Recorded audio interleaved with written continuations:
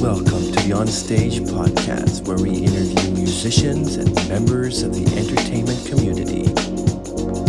Now, I'm really looking forward to it. It is true, though, that you actually you didn't work with Elvis, but you worked with his original musicians, right? I worked with all the musicians that played with Elvis. Pretty amazing story. And it started with my recording of my father's song, The End, at the end of a rainbow, very big song.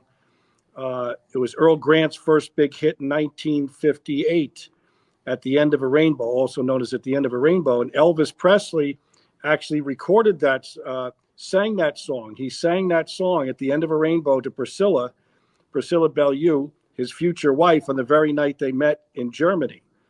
And the song was very big at that time. Earl Grant had just hit.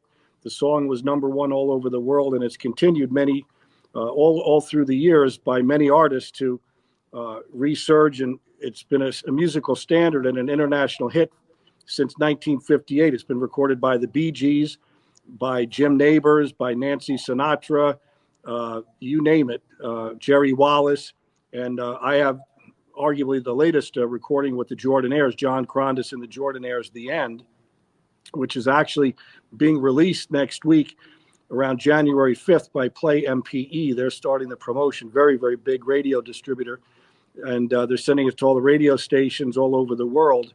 Wow. Along with the release of the Priscilla movie, which begins January 5th in the UK and in Europe. But from that recording, long story short, people started to hear about me and started to hear the music. And, we started getting radio play immediately when The End first came out. And I got a call from Joe Esposito, Elvis's best man and best friend and road manager for 20 years. And he heard that I had done a recording session with the TCB band and called me to Los Angeles, said, when can I hear these songs?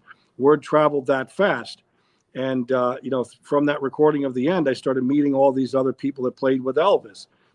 It was magic from day one when the Jordanaires sang on that song with me in Las Vegas.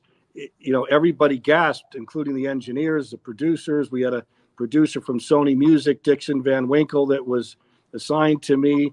And he was an old school producer who got this and understood it from day one. And they just said, this is incredible. This is magic. When they sang with me and my voice on The End, it was just that magical Memphis sound. And we actually recorded in the first session in Las Vegas 3 other songs. We did Can't Help Falling in Love, and which is amazing. Those are the same Jordanaires that sang with Elvis on the same song in 1961. And a song I wrote with my father, The Way I Feel Tonight. We had a few tracks that we started. The others that are finished and Can't Help Falling in Love, we're actually just finishing, putting the horns and strings on. We've got about 100 songs. It's just amazing with all the various people that played with Elvis, various stages of his career. DJ Fontana, Elvis Presley's very first drummer, played on several of my songs. Then he died in his sleep in 2018. And we couldn't bring him back. It was just unfortunate, but that's how things went. Ronnie Tutt, the drummer for the TCB band, died in 2021. We're trying to get him to come back and do more songs. And it was just that way. And just in the last 6 years or so, since 6-7 years, since 2016, a lot of these musicians started to pass away. The American Sound studio band that recorded Suspicious Minds with Elvis is on several of my recordings. They're on my single, A Dream for Peace, which includes a new recording of If I Can Dream, the song that Elvis sang in a 68 comeback special. That whole band is on there. We have another release coming out in the summer called Summer Souvenirs, which includes all the American Sound studio band musicians, and all of them have passed on except for the drummer, Gene Chrisman. So it makes it even all that more special. Radio stations and fans and media are telling us we've captured a moment that I couldn't even go back and recreate. If Bill Gates or somebody said, here's $1 billion, go make more of this music, I'm making more of this music, but with who's left that played with Elvis. And we have 2 of Billy Joel's band members, Liberty DeVito, who was the drummer for Billy Joel for many years. He just played on 10 new songs. Richie Canada, who played sax for Billy Joel, is on there. We have the bass player for Meatloaf and Joan Jett and the Blackhearts, Kasim Sultan. Wow. there's one after the next of all these legendary players joining people like Bobby Ogden, who played piano for Elvis up to his last show. He's still cutting new tracks with me.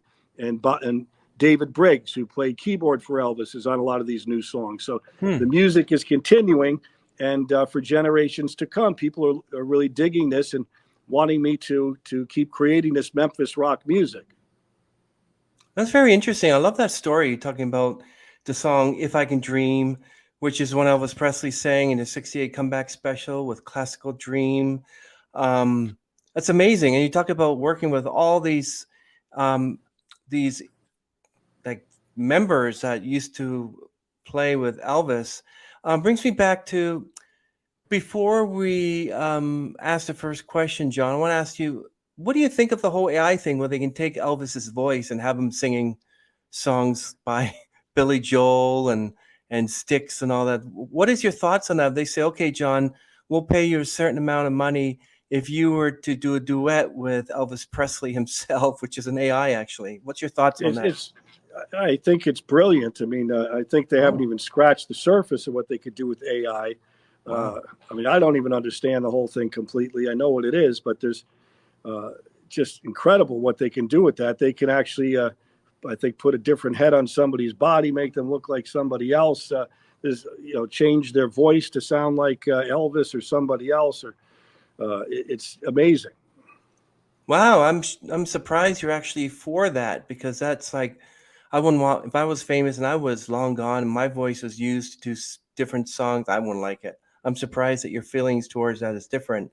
Amazing. Well, I don't think it's different. I agree with you that in certain situations, it can be used. I think they're going to have problems with getting permission for people to use it in those types of capacities. But if it's something that the Presley estate or Michael Jackson or somebody wants to use that platform, I think it's a brilliant technology. I mean, I don't think we've seen the beginning of how this could be used. Let's go back to the beginning. As a youngster growing up, what was it like for you and your family? And when did you first decide that music is the way you wanted to go and not like architecture or being a teacher or something? Why was it music? Well, that's an easy one. I never wanted to be a teacher. I was a football player and in music growing up, but that's an easy question. And I'll quote my mother, Florence Krondes, who said that I was born into the studio. My father, Jimmy Krondes, was a songwriter. He actually wrote the song "The End" at the end of a rainbow. Wrote a lot of big hits. Wrote songs that Elvis was going to record and died before they could be recorded, with Paul Evans, who wrote several songs for Elvis. And from day one, my mother said I would stop crying. Every house that I was born in, every house that I lived in since I was born had a recording studio in the basement. And my father was a record producer and a songwriter. And since I was born, there was a recording studio everywhere I lived. So my mother would bring me down in the studio when my father was making records.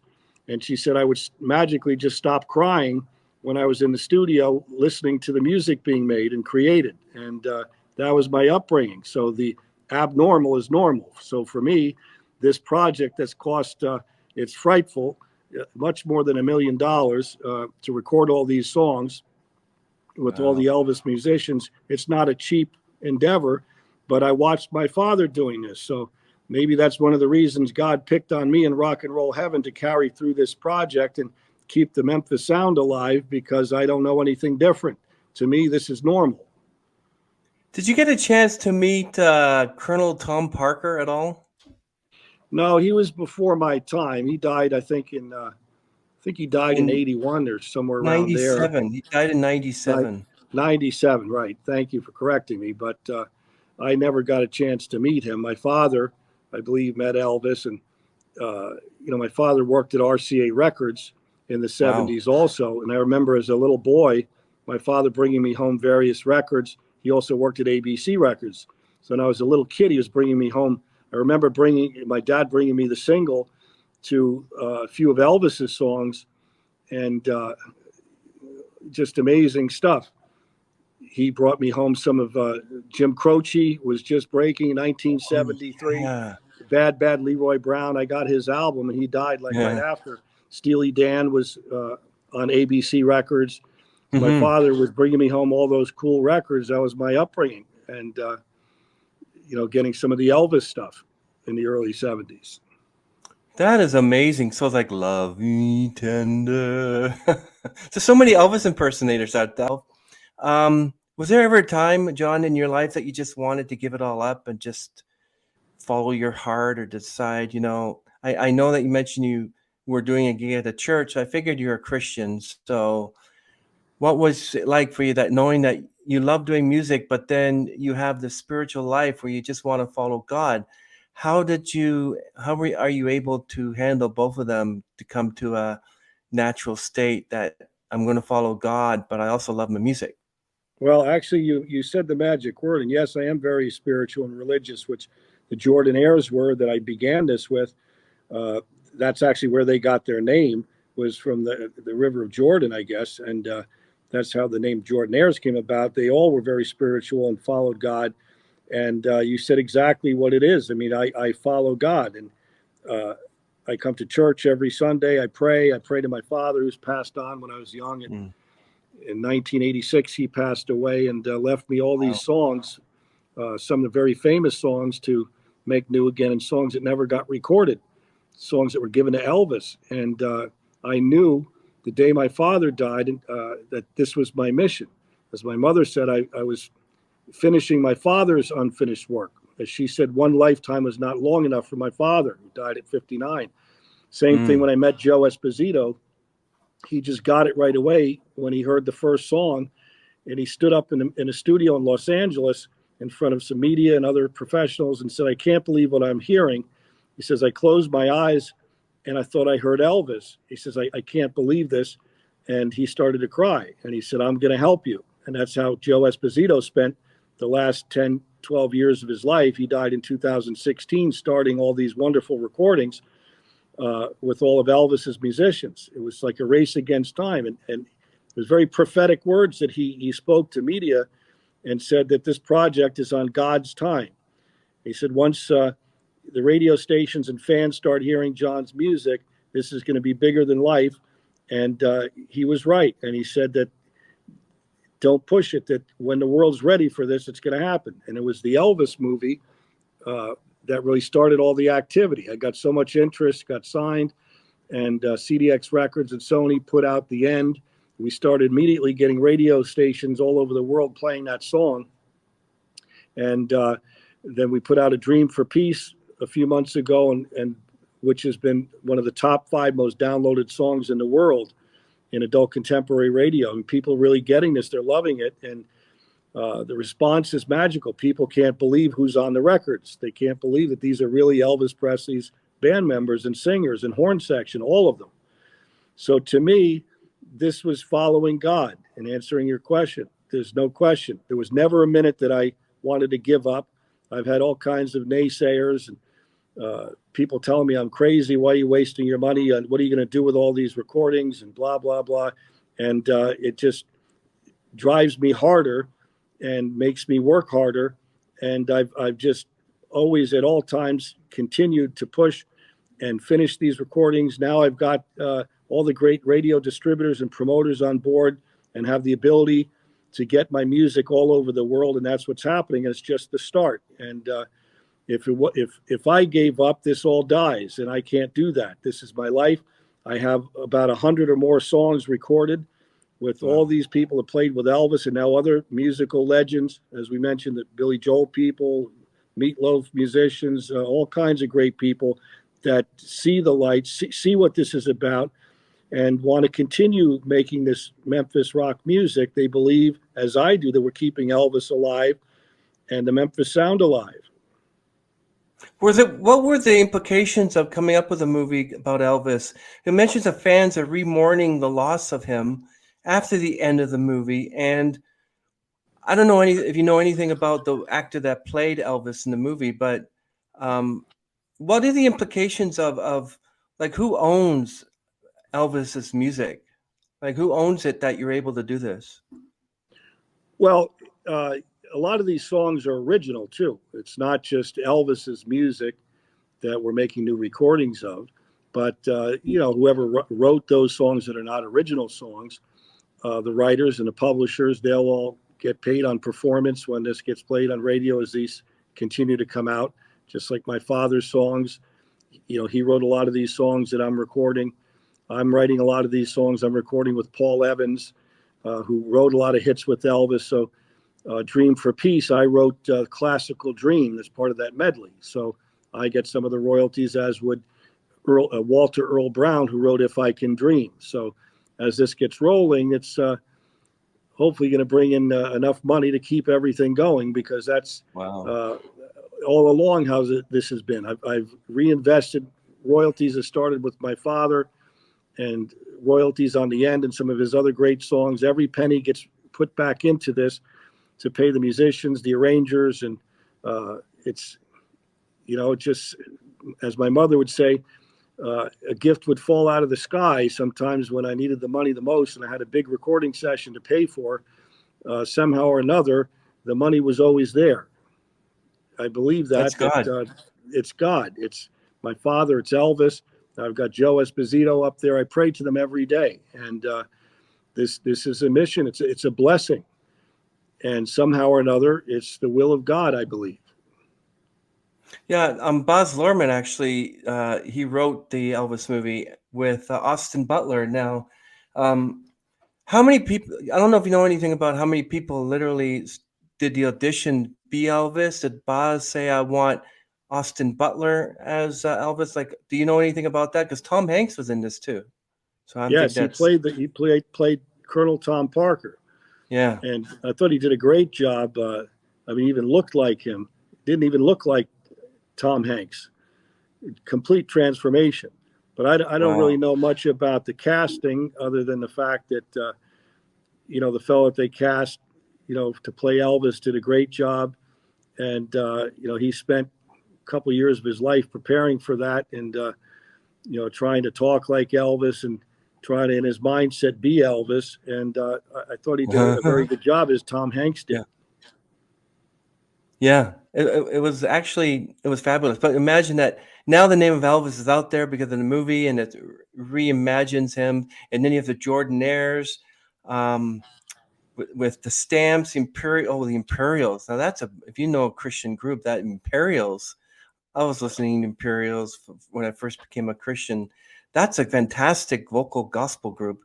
And They all also, were. The Jordanaires are in the Gospel Music Hall of Fame, the Country Music Hall of Fame, the wow. Rockabilly Hall of Fame. And every one of those groups Elvis found doing gospel, and because he liked the way they sounded singing gospel music. And Hmm. Elvis was very spiritual himself. He gave back until his last show. He sang gospel music. He sang How Great Thou Art in his very last concert. And all those people are very spiritual people, which is, I believe, part of the reason all of this works. But why did it have to be his last concert? Like, what happened there? Apparently, I heard many things that up to where he was found dead on the toilet to he killed himself. Like, do you have any idea like what happened in his final days? Because he was big. He was as big as not as big as the Beatles, but he was big. And then his life Absolutely. suddenly to end in 77. I mean, like, what is going on? Like, what happened there? It's very sad. And I'll actually speak for both Joe Esposito and Ginger Alden, because I know them both very well. Joe unfortunately passed, but we became very close. So he talked about it. And those are the two people that found Elvis dead in the bathroom. When you mentioned how he was found, I'm Hmm. very good friends with Ginger Alden. And we talk often, and she encourages me, as Joe thought the world of what I'm doing, as Ginger does. And they both told me about Elvis. Elvis was 42. He was a baby. He wasn't planning on dying. He didn't Hmm. commit suicide. It was just a combination of things. His schedule is up and down and up and leaving, and up all night and having to leave early in the morning. And, he was on various prescription pills. He had a lot of ailments and health Wow. problems. And I think it was a combination of things. His heart gave out.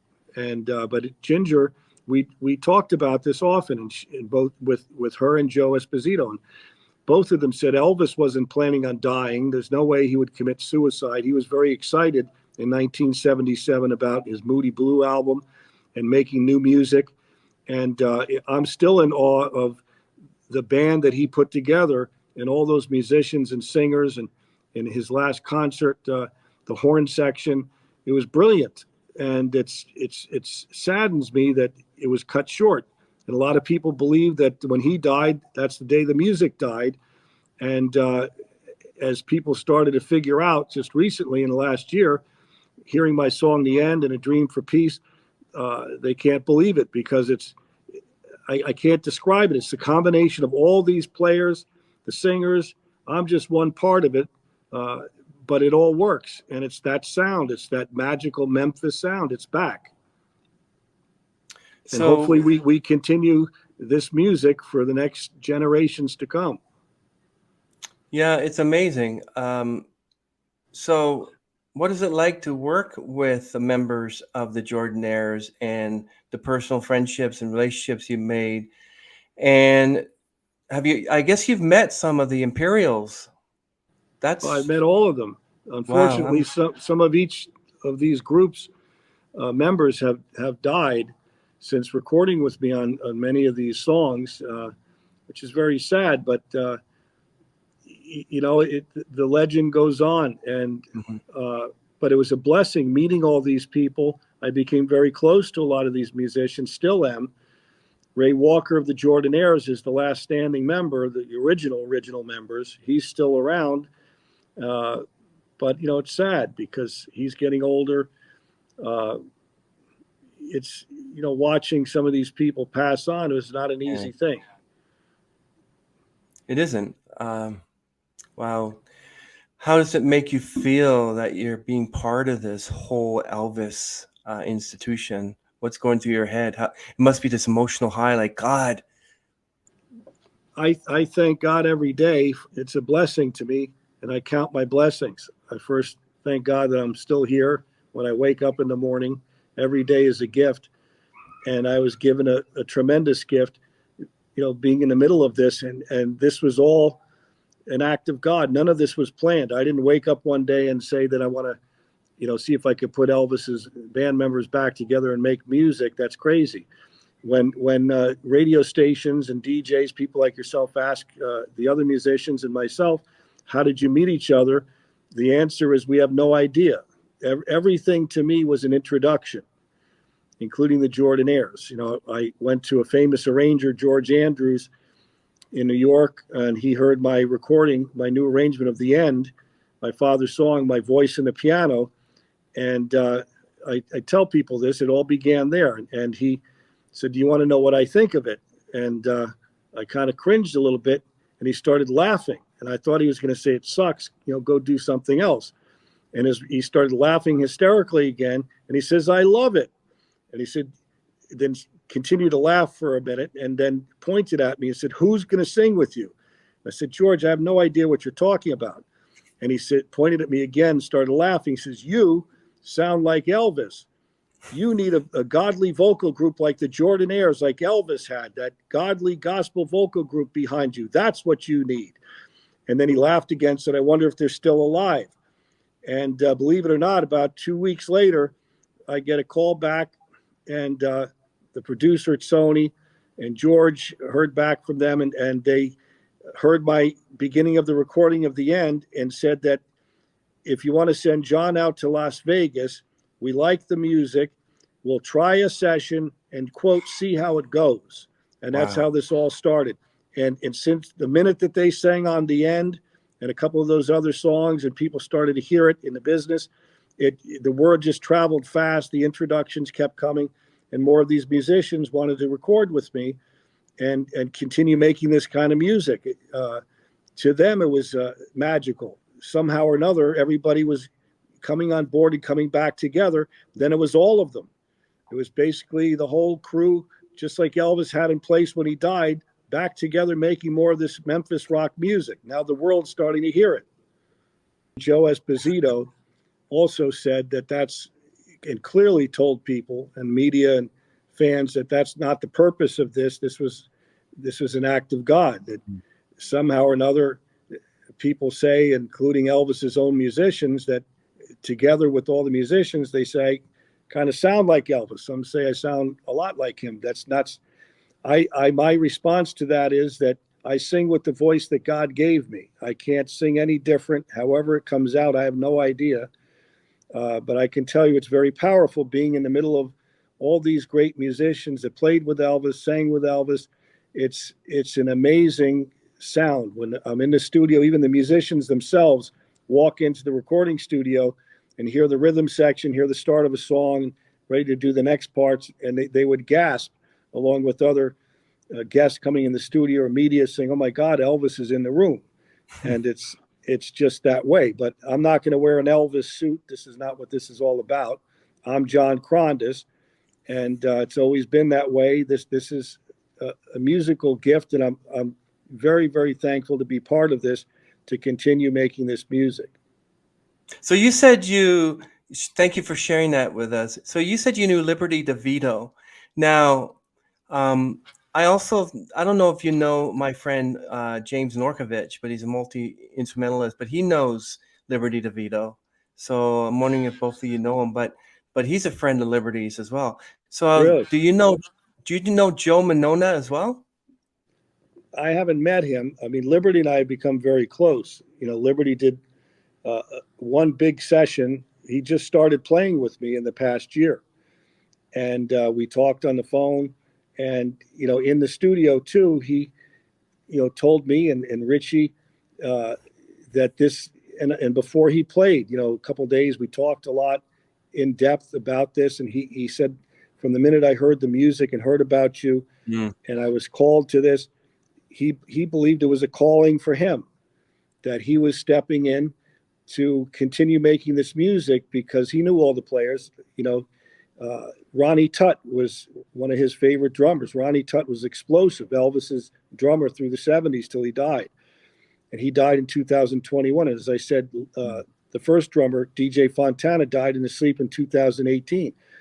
And Liberty DeVito felt that he was blessed, that God called on him, rock and roll heaven called on him to not to replace those people. You can't replace them, but to step in to pass the torch, that he believes, as I was, that he was given the torch to continue to make this music because they're not here anymore.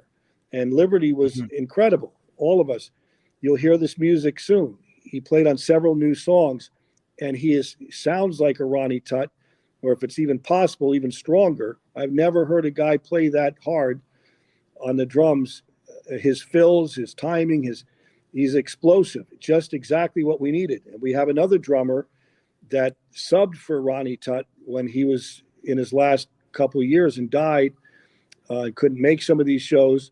Paul Lime, who's also like a Liberty DeVito, very, very powerful drummer. He's recorded several new songs with me. We have him scheduled in the next couple months to play on Unchained Melody. We have a new recording of that and a few other songs that we're going to start. So I've got Liberty and I have Paul Lime playing all this great music. Paul Lime also sounds like a younger Ronnie Tutt, an incredible drummer. So I'm blessed all the way through to have all these fantastic musicians that also feel the calling and believe that they're here to continue the music for Ronnie Tutt and for drummers, like Elvis's first drummer, DJ Fontana. It must be really, really humbling to know that God allows you to, or gives you this chance to do this. I would be like, oh, like my dream is to have Sting on the podcast and to sing with Josh Groban one day because I'm a tenor. So you imagine if one of those came true, I'm like, God, I'm never going to doubt you again, Right. When you said you actually know Liberty DeVito, now have you ever got a chance to meet Billy Joel or know the reason why he fired Liberty, or is that something you just kind of keep out of the whole situation? Well, I didn't talk to Billy Joel about that. I have met Billy Joel before, but Liberty discussed this a little bit with me and Richie Kanata, who both worked with him. And Liberty particularly, was not happy. He worked with him for 30 years. Yeah. And there was some very bad blood. I don't know the exact reasons, but Liberty was very hurt. They were close.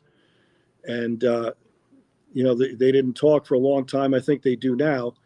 But, Liberty did talk to me about that. And he was very excited to start working with me and what this project represents. And I think this was a new breath of life for him, too.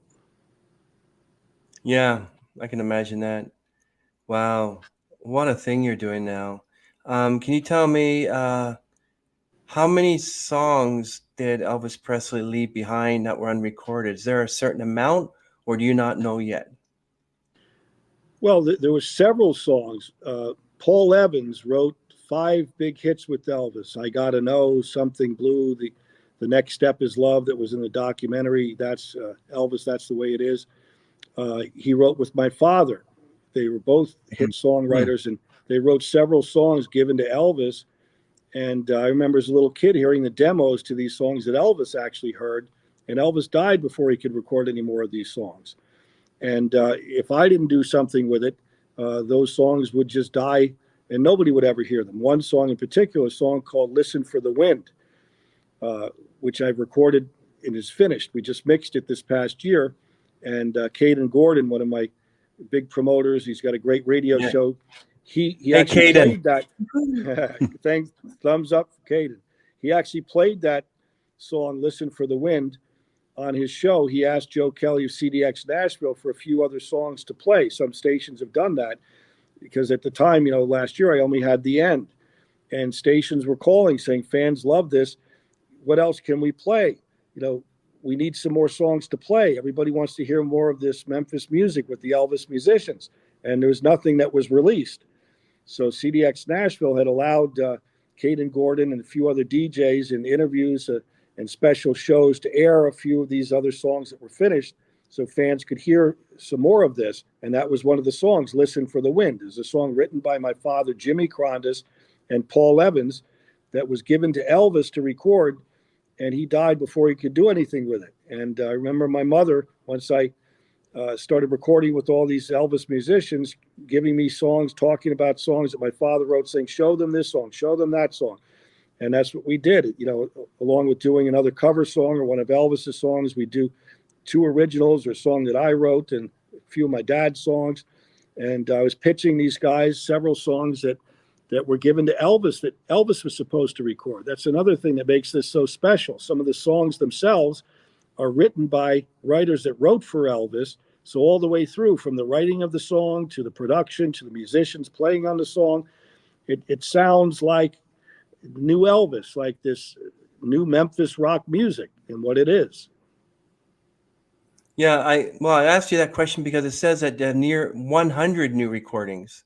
I don't know if that's an exact number, but It's probably more than that at this point. I've got several songs in the works. We just started 10 songs in the last year so that I could have the Billy Joel musicians play on. I had to start more new songs, and I ended up writing 5 songs for Liberty DeVito to play on, and Richie Canada and some of these other musicians. And that's really how this went all along. I did the first session with the TCB band, and I met the guitar player for the American Sound Studio band, Reggie Young. And he said, this music, this really sounds great, what we're doing. And everybody from day one, he asked me, do you have any more songs? And he says, my guys, the American Sound Studio band, are still around. Do you have any more songs? Maybe we can try a session with them. I'll put it together. And that's what happened. And I would laugh and I said, I've got tons of songs.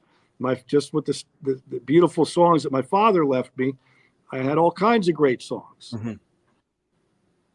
Yeah, that's amazing. All these things that are happening to you. So how do you deal with your mental health? Do you do something outside of music? Do you do like walking? Like what is it that keeps you sane like you are? Well, yes, I walk, but I'm actually going to Florida tomorrow for a couple of weeks. And I actually have to take some pictures. I did a couple of weeks ago, too, for summer souvenirs. But that's very therapeutic to me. Playing the piano and writing music is therapeutic to me and a release and something makes me very happy. Really, everything revolves around my music, making music, promoting the music, meeting so many wonderful people like Caden Gordon, like you, all kinds of Thank you. DJs and radio stations that are wanting to interview me. And it's all a blessing. And this is more than a full-time job. I tell people I'm a 20-hour-a-day machine. I work 20 hours, sleep for 4 hours. But all this wouldn't have happened if you hadn't taken that step. You imagine, where do you think you would have been if you never even did this? There was no I don't even Elvis want to or think about it. It just never entered my mind. It just started, and it all began with the end, my father's song, The End, when I started that new arrangement and recording of that song, and it just never stopped. The people just kept coming on board from day one, and they were all connected to Elvis. Everything was a connection. Still is yeah, to this day. that's amazing. So are you recognized in public? Do people know who you are? Well, there's a lot of people that know who I am now. I mean, I don't really pay much attention to that, but we're getting a lot of airplay and press around the world. We're getting tremendous airplay thanks to great companies like Play MPE and CDX Nashville and Yangaroo Music and Music Radio Promotions, All Access Nashville. There's a whole bunch of them. Airplay Direct, Airplay Express. I'm blessed. I've got probably 8 or 10 of the biggest radio distributors in the world that are sending my music out so people can hear this in every corner of the earth. We're getting radio play in Australia, very big play in Australia, New Zealand, the UK, in the Nordic countries, in Sweden and Finland. It's South Africa. It's everywhere. And this is the part that we needed. I never doubted that somehow or another God would show us the way. And that's what Joe Esposito said. And literally a few years now after he died, the Elvis movie came out, now the Priscilla movie, and the interest is tremendous. People are looking for this music. Now that the word's out, it's spreading like dominoes. Yeah, and plus his daughter and I believe, is it his daughter that passed away recently? Yeah, it's very Um, sad. Just about a year ago, Lisa Marie Presley, I think it was yeah. January 3rd or somewhere around there.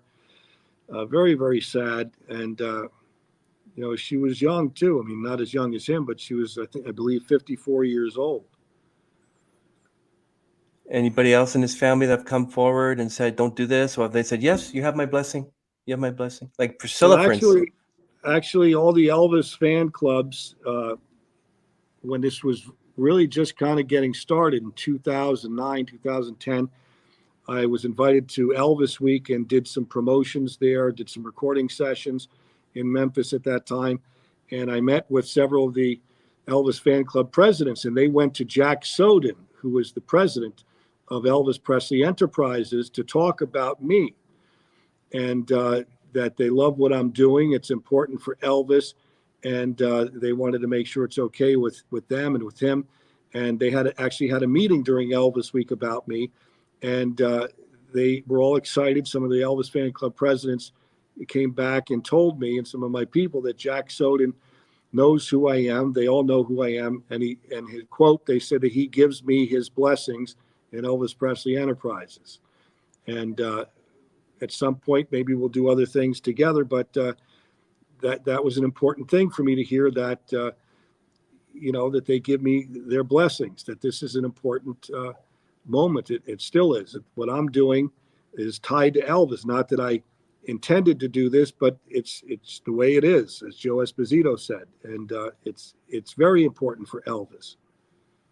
What do you think of when they say things like "rock and roll heaven is spoken and silence is broken"? What do you think that means, and how do you? Is that kind of have like a cringe thing to you, or is that like that's cool? I like how that sounds. Absolutely. I mean, I think it's 500% true that there's many people that were saddened when Elvis died in 1977 and thought they'd never hear this music again, other than replaying his recordings. And many years went by. It was when I first started this, more than 30 years or so. It's now 40 something years, and this music is coming back to life. People are just starting to hear this. So the silence is broken, and it's very accurate, I believe. There's a psychic, very famous celebrity psychic, John Cohan, that's been weighing in and following my project and talking all about this. And from day one, he emphatically states that this is all connected, that this was the way this is supposed to be. That my coming into this and starting recording the end and the rest of the people falling into place was the way that God wanted this. That this is, as Joe Esposito said, Elvis breathes again through this music. This is maybe the way that Elvis is alive again or can come back. Well, what do you think Elvis's 50th anniversary of his death on August 16th, 2027? What do you think that's going to be like? I'm sure it'll be a tremendous celebration. And by that time, we should have a few more songs out there and making people happy and getting played all over the world, and hope to have more of a part of that. I think it's wonderful. And to me, I can't even believe that he's gone that long, or even my father's gone that long, or even some of these wonderful musicians that I've had the opportunity to play with have passed on. I don't know what happened or where they went, or you know, I wake up and bless myself and pray, because life is short and we've got to make the best of it every single day. We've got to do God's work and what, you know, use your talents as God wants you to make the most of every day, because we don't know about tomorrow. Yeah, I've learned that too from a few of the guests, that you just don't know what's going to happen tomorrow. You don't know if you're going to be here. You don't know if That's this is right. the day you're going to go to be with Jesus. I do know that Elvis was going to be like 88 this year, and would have been like 90 in like a couple of years, which is amazing. Do you think he would have had to still the same power and energy that he has, like Mick Jagger has at 80, still dancing and doing grooves on the stage and everything? You think Elvis would have been able to do that, knowing how spry he might have still been, you know? I don't know if he'd be dancing around like Michael Jackson, but knowing what I've learned from all the people that I worked with that knew Elvis best, and Joe Esposito and Ginger Alden, there's no doubt in my mind that Elvis would be involved in music in some large capacity, and continuing to make music, maybe like Frank Sinatra, who lived a lot longer, and some of these other great musicians like Tony Bennett that lived to 90 or so. And he was making music up until almost the end with Lady Gaga. And I'm sure there would have been many roads ahead for Elvis had he lived longer. Yeah. There's also a relative of his named Brandon Presley, who was born like when he died, actually, American politician. Do you know if there's any mention that Brandon Presley is related to Elvis, or do you think he stays away from the limelight? Do you know anything about that? I don't really know much about it. So, I mean, I don't know enough to comment on it, but it could be possible. There's a lot of people out there. There's a few of them that have said that they were related to Elvis, or they were his illegitimate children, or what have you. And anything's possible. Yeah, he also has a granddaughter, Riley Keough, as well, still around. So that's good. That's good Yes, news. and she's helping keep him alive, and she's basically now with her mother, Lisa Marie, dying. She's the one that inherited everything. Yeah. Uh, so she's very important in also trying to keep his legacy alive. Well, then she owns all the music. Then do you have to go to her and ask for permission to release these songs, or is she going? No, No, go ahead. because Go ahead. no, we've checked with lawyers and all that, and I'm not doing anything that infringes on Elvis. I'm not copying Elvis or trying to be Elvis. These are just new recordings of a few songs that he did, and any writer, producer, and the the publishers, they'll all be compensated when these songs get played. That's amazing. Wow. I'm just so blessed to actually be able to talk to you. Um, so what's next for Likewise. you? Thank you very much. What's next for you after those songs are released? And are you going to continue in the Elvis mode? Or are you going to think of something else to do? You're just going to keep it Elvis throughout your career? Well, I mean, this project is ever evolving, and there's still people that want to play with me that are still around, that are healthy enough, that want to make music, like Bobby Ogden and David Briggs, who played with Elvis up until the end, and they're Wow. tremendous musicians. So what this has become now is really a casting call. We're getting interest from all kinds of new musicians, and it's really the coolest thing on earth because now we've got younger musicians. Brent Mason, one of the greatest guitar players, and won the Musician of the Year award several times. From Nashville, his idol was Reggie Young. He's playing on some of my new songs. We have Janae Fleenor, who won the CMA Musician of the Year award in Nashville 4 times in a row, 4 consecutive years in a row. And she was Wow. introduced to me. And, John Nicholson at Hilltop Studio in Nashville knew her and has been a godsend to me. He's helped produce some of these records and always looking for new talent that he thinks would add to my music. And she's played on several of my new songs, along with some of the Elvis musicians. And this is kind of how this is going. We have younger players, very famous musicians from all walks of life and all different states coming on board to join us in making this music. And hopefully this will continue to grow as it is. So what about Portia Griffin? Can you tell me a little bit about her and what does she do in the whole thing? I love Portia. We're very close. And Portia is one of the younger members of the Sweet Inspirations. And she sang with me on my recordings from day one when we had the Sweet Inspirations. They're on the Can't Help Falling in Love track that we're about to finish. Baby, I Love You, that's finished, and several other songs. And I had the blessing to sing with her along with, 2 of the other original members, and Myrna Smith, who unfortunately passed away. I think it was around 2010. She's on several of the earlier songs that no one's even gotten a chance to hear yet, but they will. But Portia's done a great job in keeping the Sweet Inspirations together. And again, a lot of the Elvis fans and people in the business know that sound. It was a big part of Elvis's sound. Elvis heard the Sweet Inspirations when they were working with Aretha Franklin and said, I want that group. I want that sound. And they sound just the way they did with Elvis or better. And Portia's a wonderful singer, a great musician, and a great person, and takes this very seriously too, as I do.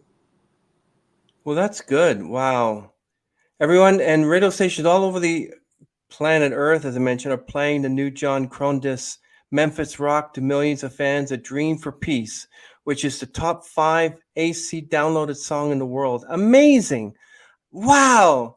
If I had the top 5 downloaded songs in the world, or a song on Spotify like Toxic by Britney Spears reaches 1 billion, I'd be on cloud 9. But you're just this humble guy and you're like, that's cool. Top 5, amazing. Yeah, I like Elvis. And then you just, you're so reserved. I thank God every day. Each one of these things and all of these achievements are blessings. And I thank all the people involved. I thank you and your show, all the fans, all the great radio stations that are supporting us, that are making this happen. The Orchard, who believed in me from the beginning, Sony Orchard. And they're also very much promoting my music now to all the Spotify playlist curators, and come the first of the year, starting a big advertising campaign to promote us on social media and Spotify. We've got great people involved in this, and the list is growing. And I thank God for every single one of those people, because without any one of them, this wouldn't be where it is now. Oh yeah, I know. Like, I mean, you're singing with some of these top bands, and when I saw that you were singing with the Imperials, I'm like, wow, my friend Neil loved the Imperials. We listen to them all the time. The Eagles song, "Praise the Lord," is my favorite song. It's amazing. Wow, my friend. Wow. And just take one day at a time and just let the Lord work. And He's probably going to get you to meet other big names, and who knows, you might even end up doing a duet with Elton John. Let's do an Elvis song. Cool. You never know. Sure. You All never those know. things are great ideas. You never know what happens next. And one of the things that I also do and take seriously, like Elvis did, is in giving back, and believe that part of doing God's work and with this project is also doing gospel music. Yeah. And in every group of sessions, we're recording gospel songs. We have a great recording of How Great Thou Art. Hmm. Very powerful recording that's not been released yet. We're also in one of the next sessions going to record Amazing Grace. My father has other original songs that were gospel songs. So, and we're getting played in gospel radio. It's amazing. Radio stations just are branding my music, saying it's exactly what it sounds like is what it was before. It's rock, country, gospel, and blues all mixed together. And it's just amazing. You know, we're getting radio play in all those categories of music. Gospel stations, country stations, adult contemporary Yeah. stations, rock stations. It's been a blessing. I know that Elvis sang an actual hymn. He sang "Saved," crying in the chapel, "How great thou art," like, and "You'll never walk alone." But there's one song that he sang, and this is when I discovered this song, and I thought that's not Elvis. Yes, it is. That's an Elvis song. The song was "Angel." I'm not Remember the familiar with song that Angel? particular song, but Yeah, it's actually a song that Elvis sang called "Angel," and next to a song "You'll Never Walk Alone." And a lot of people aren't familiar with his gospel singing. They only know like, um, uh, you know, and all that stuff, but they don't know any of his gospel stuff. actually, you mentioned a song, You'll Never Walk Alone. That's one Yeah. of the songs that I've recorded with the Elvis musicians and the Jordanaires. Shane Keister, who was one of Elvis's piano players in the 70s, a brilliant piano player. He played piano on that track, and it's a fabulous, inspirational song. It's not just gospel. It's a song that could get played on Hmm. any adult contemporary station. But we have a very powerful new recording of that. That's one of the songs that we're finishing in a group of 14 songs right now in the next year. I need to put some horns on there and strings at the end of the song, and then that song is pretty much ready to mix. That's amazing. But any information you want to know about Angel is that "Angel" was a song Elvis sang from the film "Follow That Dream." Sure. And it was released on the soundtrack EP of the same name in April 1962. So he was still young. Oh, Like, absolutely. I mean, he was young when he died. It seems yeah, like he was around a long time, but not really. I mean, a decade or so goes by so fast, and his life was over. yeah. Well, apparently, it was recorded in RCA Studio B in Nashville, Tennessee. It took 7 takes to record the final version, and it was released as a single, however, only in South Africa and Rhodesia in February 1965. But he recorded in 1961. So how old was he? He was like a little Well, over maybe 20 he, something. he was born in 1935. He was around my mother's age, so So he was like 20 something. Yeah, so that was right. young. He was And very Cliff, young when he yeah, started. and Cliff Richard sang a version of it in May 1965. Oh yeah, Cliff Richard is another Elvis fan. That I know. So yeah, that's great. Can't wait to hear that song. And go back there. Yeah. So if I can dream, how long did it take you to get that till it was perfect? Not that a Well, point. This will make Elvis happy. Like, no, Elvis is with the Lord right now, hopefully. How about you? Like, if I can dream, the Jordanaires, whoever you like, this is it. This is it. it wasn't just the Jordanaires on "A Dream for Peace," the "If I Can Dream" song. Joe Esposito wanted all of Elvis's backup groups on that one song in honor of Elvis. And that's exactly what we did. So we had several trips to the studio to finish that song. It took a couple of years and or more.